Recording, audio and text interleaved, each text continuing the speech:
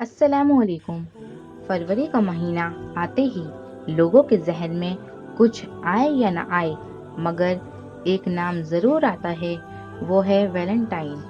کیا آپ جانتے ہیں ویلنٹائن کیا ہے اور کیوں منایا جاتا ہے؟ چلیے آج ہم ویلنٹائن کے بارے میں بات کرتے ہیں۔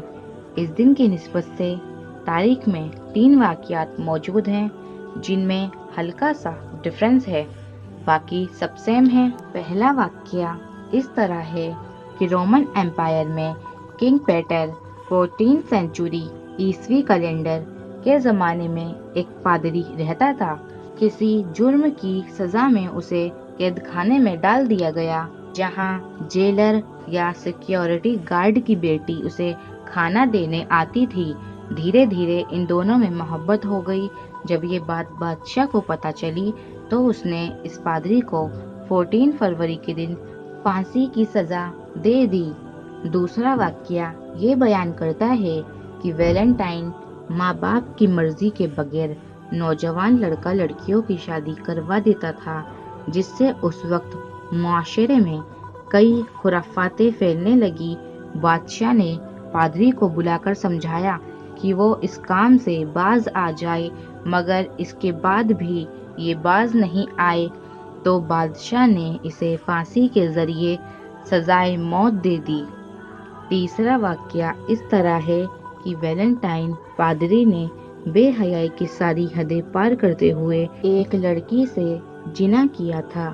اسی بات پر انگلینڈ کی حکومت نے 14 فروری کو پھانسی کی سزا دی۔ اس کی برسی پہلے مذہبی تقریب ہوا کرتی تھی، مگر بعد میں اس دن کو یورپ کی نوجوان نسل نے اس کی یاد میں منانا شروع کر دیا اور سنت ویلنٹائن ان کا آئیڈیل بن گیا۔ ان تینوں باتوں سے معلوم ہوا کہ یہ دن عیسائی پادری کا دن ہے، اور افسوس کی بات اب مسلمانوں نے بھی اس بے حیا اور بے شرم نسل کی طرح ان کو منانا شروع کر دیا۔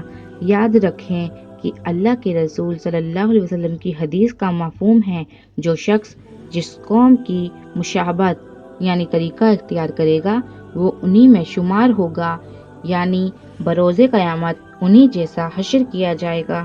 لہٰذا اپنے ایمان اور اپنے گھر کے نوجوانوں کے ایمان و پاک دامنی کی حفاظت کریں، ان کو سمجھائیے اور اس ہفتے رات باہر نہ جانے دیں۔